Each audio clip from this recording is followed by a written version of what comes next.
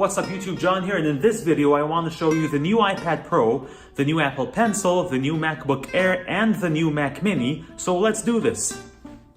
This is the silver 12.9-inch iPad Pro. The display is not awesome, which is quite disappointing. The display seems grainy here, but later on when I changed the wallpaper, I found out that it's not as bad as it looks here. As you can see, it's really thin, and its design, except for that camera bump, reminds me of the iPhone 5 and 5S design. Now, although this iPad has smaller bezels than the previous version, yet the previous version's design seems better in a way because of the lack of the camera bump. Which iPad Pro do you think looks best? This version or the one before it? Let me know in the comments. You can see the new Apple Pencil sticking to its side, which I feel is a pretty sweet feature. This new iPad Pro, as well as the 11-inch one, come with the A12X Bionic chip, and both have 4 storage capacity options, which are 64GB, 256GB, 512GB, and 1TB.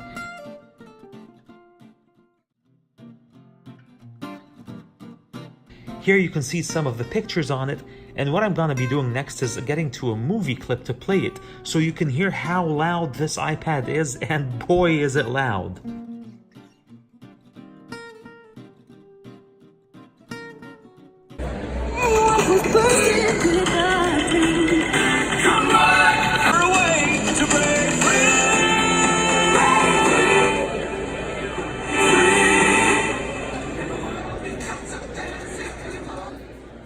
Okay, that was loud, and although I said the display looked better when I changed the wallpaper, which is true, yet I still feel the app icons aren't very sharp. I think the display should have been sharper. Here's the new Apple Pencil, and it's a great device, you know, no more lightning connector, wireless recharging, conveniently sticks on the iPad Pro, but it's just really expensive. I mean, maybe if you use it for work, it would kind of make sense to buy it.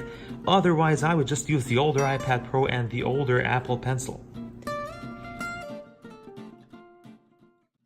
And here's what the display looks like with this wallpaper, and I think it looks much better. Still though, aren't those app icons a bit fuzzy? Here's the camera performance, guys, and I just want to say it is impeccable. If the camera bump bothers you, maybe its performance will kind of make you feel better about it.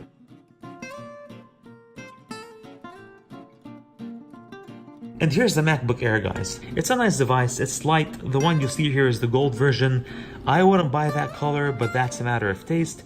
Frankly, I wouldn't buy the MacBook Air at all. If I wanted to buy, I'd probably buy a MacBook Pro. I mean, if the prices on the MacBook Air were about $200 less, perhaps it would have had more customers. The highest spec MacBook Air with 8GB of memory and 256GB of storage has a price of $1399. Way too much for a MacBook Air.